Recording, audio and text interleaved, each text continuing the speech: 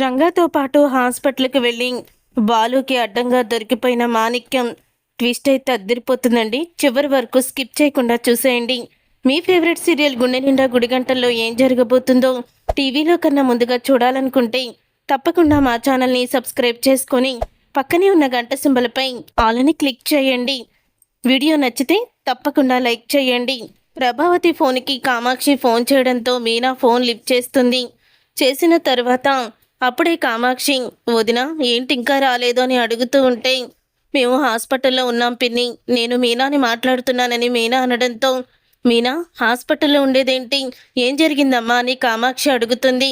ఘోరం జరిగిపోయింది పిన్ని అని అనగానే, ఏమైందమ్మా అని కామాక్షి కూడా కంగారు పడుతూ అడుగుతుంది. అప్పుడే ఇంకా అంటూ ఉంటుంది మీనా, ఏం లేదు పిన్ని, మనోజ్కి యాక్సిడెంట్ అయ్యింది.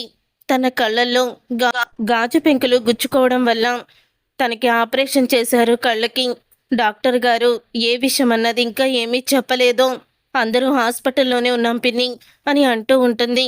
ఆ మాట విని, అయ్యో ఎంత ఘోరం జరిగిపోయింది, నేను ఇప్పుడే వస్తున్నానమ్మా మీనా అని ఫోన్ పెట్టేస్తుంది కామాక్షి. ఇంతలో పెళ్లి విషయం మాట్లాడుకోవడానికి, పెళ్లి పనులు గురించి మాట్లాడుకోవడానికి మాణిక్యం కామాక్షి ఇంట్లోనే ఉంటాడు. రంగాతో మాట్లాడుతూ ఉంటాడు. అప్పుడే కామాక్షి, రంగా రంగా పద మనం తొందరగా హాస్పిటల్కి వెళ్దాం అని కామాక్షి అంటుంది. ఏంటి కామాక్షి ఏమైంది అని అంటూ ఉంటే, ఏమవడం ఏంటి, అదే ఆ లక్షలు మింగినోడున్నాడు కదా అన్నయ్య కొడుకు, వాడికి యాక్సిడెంట్ అయింది. కళ్ళకి ఏదో గాజు పెంకులు గుచ్చుకొని కళ్ళకి ఆపరేషన్ చేశారని, చూపు వస్తుందో లేదో చెప్పలేమని డాక్టర్లు అన్నారంట. పాపం వదిన అన్నయ్య అందరూ హాస్పిటల్లో బాధపడుతూ ఏడుస్తున్నారు. తొందరగా వెళ్దాం పదరంగా అని కామాక్షి అంటుంది. ఇక ఆ మాట విని, ఏంటి ఇంత జరిగిందా, ఇప్పుడు పాపం ఎంత బాధపడుతున్నాడో నా ఫ్రెండు అని అంటూ పేర్లు చెప్పకుండా వీళ్ళు మాట్లాడుకుంటూ ఉంటారు. రంగా కామాక్షి ఇద్దరు కూడా. అప్పుడే ఇక మాణిక్యం ఇక ఆ మాట విని షాక్ అయిపోతూ, అయ్యో మీకు బాగా కావాల్సిన వాళ్ళ అని అడుగుతూ ఉంటాడు. అవును, మొన్న సుందరి వాళ్ళని తీసుకొచ్చారు కదా, వాళ్ళే, వాళ్ళ అన్నయ్యకే ఈ యాక్సిడెంట్ జరిగింది అని చెప్తాడు రంగా. అయితే ఆ రోజు మనకి ఎంత సహాయం చేశారు, నేను కూడా హాస్పిటల్కి వస్తాను అని మాణిక్యం అంటాడు. మీరెందుకులేండి మేము వెళ్తాము అని రంగా అనడంతో, ఎంత మాట అన్నారు, ఇప్పుడు మనం ఒక కుటుంబ సభ్యులము, మీకు వాళ్ళు ఎంత కావాల్సిన వాళ్ళు మీ మాటల్లోనే నాకు తెలుస్తుంది. అలాగే నేను కూడా మీకు ఇప్పుడు బంధువులం అయిపోయాం కాబట్టి వాళ్ళు కూడా మాకు కావాల్సిన వాళ్ళే. చూడకపోతే ఎలా ఉంటుంది, అసలు ఈ పెళ్ళి మనకి జరగడానికి కారణం వాళ్లే కదా. వాళ్ళకి మనం ఇలాంటి టైంలో అండగా దండగా ఉండి ధైర్యం చెప్పాలి. పదండి వెళ్దామని మాణిక్యం అంటాడు. అప్పుడే ఇక రంగా కామాక్షి మాణిక్యం ముగ్గురు కూడా హాస్పిటల్కి అయితే బయలుదేరుతారు. ఇంతలో డాక్టర్ అయితే వస్తారు. ఇక డాక్టర్ వచ్చిన తర్వాత, ఇక డాక్టర్ టెస్ట్లన్నీ బాగానే వచ్చాయమ్మా, మీరేమీ కంగారు పడకండి, అతనికి చూపు వస్తుంది కానీ కొన్ని రోజులు పడుతుంది, ఆ కట్లు కొన్ని రోజుల తర్వాత విప్పాలి అని డాక్టర్ అయితే చెప్తారు. అప్పుడే అది విని ప్రభావతి, చాలా థ్యాంక్స్ డాక్టర్, అయితే మా మనోజ్కి ఏమీ కాదు కదా అని అంటూ ఉంటే, ఏం కాదమ్మా, కానీ అతను ఎమోషనల్ అవ్వకూడదు, కొంచెం జాగ్రత్తగానే ఉండాలి, కట్లు విప్పే వరకు అతనికి టెన్షన్ పడే విషయాలు ఏవి కూడా చెప్పకండి, ఎమోషనల్ అయితే మళ్ళీ కళ్ళు దెబ్బతినే అవకాశం ఉంది, ఈసారి ఆపరేషన్ చేసినా కూడా కళ్ళు పనిచేయవని డాక్టర్ అయితే చెప్తాడు.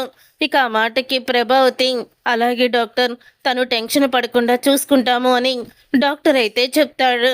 డాక్టర్కి ప్రభావతి చెప్తుంది. తర్వాత ప్రభావతి మనోజ్ని చూసి, నీకు ఇలాంటి పరిస్థితి వచ్చిందేంట్రా మనోజ్, నీకేనా అన్ని కష్టాలు అని ఏడుస్తూ ఉంటుంది. అప్పుడే ఇక సత్యం అయితే తిడతాడు. ఇప్పుడే కదా డాక్టర్ గారు చెప్పారు, వాడు ఎక్కువగా ఎమోషనల్ అవ్వకూడదు, షాక్ అవ్వకూడదు, ఆలోచించకూడదని, మళ్ళీ వాడి ముందు అలా ఏడుస్తావేంటి అని సత్యం అంటాడు. అసలు వాడికి బాగానే ఉందని డాక్టర్లు చెప్పారు కదా, ఇంకా మనం అదృష్టవంతులమే, వాడికి ఏమీ కాలేదు అని చెప్తూ ఉంటే, అవునత్తయ్య మీరు ఇక్కడ ఇంకేమీ అనకండి, మనోజ్కి బాగానే ఉందని డాక్టర్లు చెప్పారు కదా, మీరిక కంగారు పడకండి అని అంటూ ఉంటుంది రోహిణి. ఇంతలో మనోజ్ స్పృహలోకి వస్తాడు. అమ్మా ఎక్కడున్నావమ్మా, నాకేమీ కనిపించడం లేదేంటి అని అంటూ టెన్షన్ పడుతూ ఉంటాడు. అప్పుడే ఇంకా అరే నీ కళ్ళకి ఆపరేషన్ చేశారు, కొన్ని రోజుల వరకు కట్లు విప్పరు అని అంటూ ఉంటుంది ప్రభావతి. లేదమ్మా, నువ్వు నాకు అబద్ధం చెప్తున్నావు. నా కళ్ళు పోయాయి కదా, ఇప్పుడు నాకేమీ కనిపించడం లేదు. ఇప్పుడు నేనేం చెయ్యాలమ్మా? నా బ్రతుకంతా ఇలా చూపు లేని వాళ్ళలాగా బ్రతికుండడమేనా? ఇక నేను బ్రతికుండే లాభం ఏముంది? నేను చదివిన చదువులు, డిగ్రీలు అన్నీ పోయినట్టేనా అని బాధపడుతూ ఉంటాడు మనోజ్. ఏంటి మనోజ్ ఆ మాటలు? డాక్టర్ వచ్చి నిజంగానే నీకు మళ్ళీ చూపొస్తుందని చెప్పారు. 4 రోజుల్లో కట్లు విప్పాక నువ్వు అందరినీ కూడా చూడొచ్చు, నీకేం కాలేదు అని రోహిణి అంటుంది. నువ్వు చెప్పేది నిజమేనా రోహిణి అని అడుగుతూ ఉంటే, నిజమే మనోజ్, లేకపోతే నేనింత ధైర్యంగా ఎలా మాట్లాడగలను చెప్పు అని రోహిణి అంటుంది. నువ్వు టెన్షన్ పడకూడదు, ఎక్కువగా బీపీ పెంచుకోకూడదు. ఈ టెన్షన్ పడి నువ్వు ఆలోచిస్తే మళ్ళీ మొదటికి మోసం వస్తుంది. ఈసారి ఆపరేషన్ చేసినా కూడా కళ్ళు అనేవి సెట్ కావు అని డాక్టర్ చెప్తున్నారు. అందుకనే నేను చెప్పింది విను, నీకేమీ పర్వాలేదు, నేను చెప్తున్నాను కదా అని రోహిణి అంటుంది. అప్పుడే ఆ మాట విని మనోజ్ కొంచెం ఊరుకుంటాడు. తరువాత బాలు అయితే బయటికి వస్తాడు.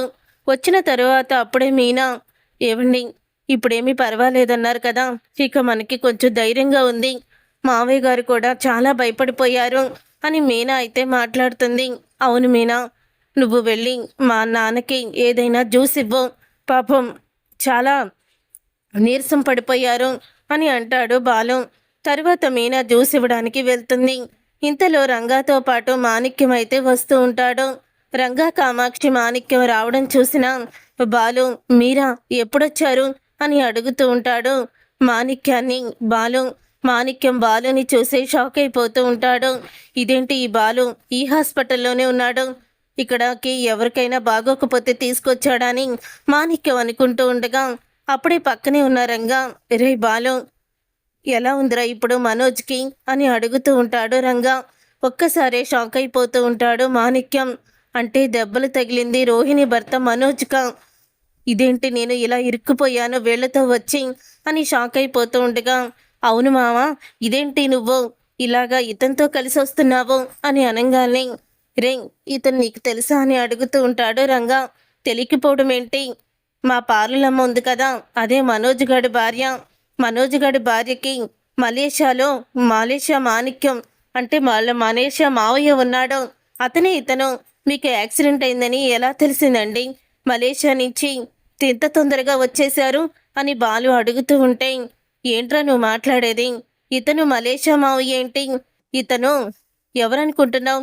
సుందరికి కాబోయే భర్త ఉన్నాడు కదా, వాళ్ళకి మేనమామ, సురేష్ వాళ్ళ మేనమామ అని అనగానే ఒక్కసారే షాక్ అయిపోతూ ఉంటాడు బాలు. నువ్వు పొరపాటు పడుతున్నావు మావా, ఇతను సురేష్ వాళ్ళ మేనమామ ఏంటి? ఇతను మలేషియా నుంచి వచ్చిన మలేషియా మాణిక్యం అని అనగానే అప్పుడే ఇక బాలుతో మాణిక్యం నిజం చెప్పేస్తాడు.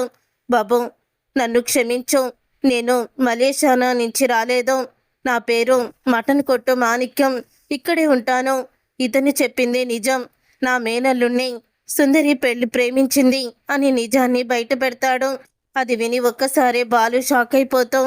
ఏం మాట్లాడుతున్నావు నువ్వు అని అడుగుతూ ఉంటే, అవును, రోహిణి తన మేనమావగా మలేషియా నుంచి వచ్చినట్టు నన్ను నటించమంది, అందుకని అలా నటించాను అని అనగానే అప్పుడే కామాక్షి, వామ్మో ఏంటి రోహిణి ఇంత పెద్ద నాటకం ఆడిందా? మలేషియా నుంచి వాళ్ళ మావయ్యనే అని చెప్పి మీ చేత నాటకం ఆడించిందా? అసలు మామూలు ఆడది కాదు కదా అని అంటూ ఉంటే అప్పుడే పద లోపలికి వెళ్ళాక మొత్తం సంగతి తేలుస్తాను అని చెప్తూ ఉంటాడు బాలు.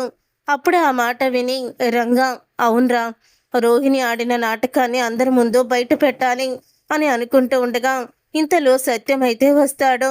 మీరు మలేషియా నుంచి ఎప్పుడొచ్చారు అని అడుగుతాడు. ఇతను మలేషియా నుంచి రాలేదు, దుబాయ్ నుంచి రాలేదు, ఇతను పేరు మటన్ కొట్టు మాణిక్యం, ఇక్కడే రాజమండ్రిలో బస్తీలో మటన్ కొట్టు నడుపుకుంటూ ఉంటాడు. సుందరికి కాబోయే భర్తకి మేనమామ ఇతను. కానీ మీ పెద్ద కోడలు రోహిణి ఉంది కదా, ఇతని చేత నాటకం ఆడించింది మలేషియా నుంచి వచ్చినట్టు అని నిజాన్ని బయట పెడతాడు. నాన్న, ఈ విషయం మా అమ్మకి తెలియాలి, పద అమ్మకి ఈ విషయం చెప్పి పార్లలమ్మని బయటికి గెంటించాలి అని అంటూ ఉంటాడు బాలు. రే బాలు, కొంచెం ఆలోచించరా. డాక్టర్లు ఇప్పుడు మనోజు ఎమోషనల్ అవ్వకూడదు, అవితే తన చూపు పూర్తిగా కోల్పోతాడని చెప్పారు కదా.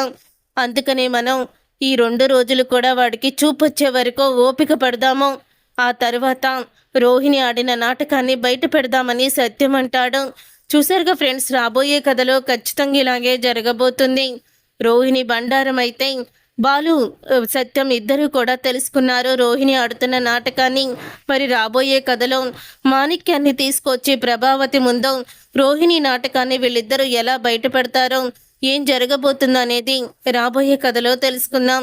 ఈ వీడియో మీకు నచ్చితే తప్పకుండా లైక్ చేసి ఛానల్ని సబ్స్క్రైబ్ చేసుకొని పక్కనే ఉన్న గంట సింబల్పై ఆలని క్లిక్ చేయండి.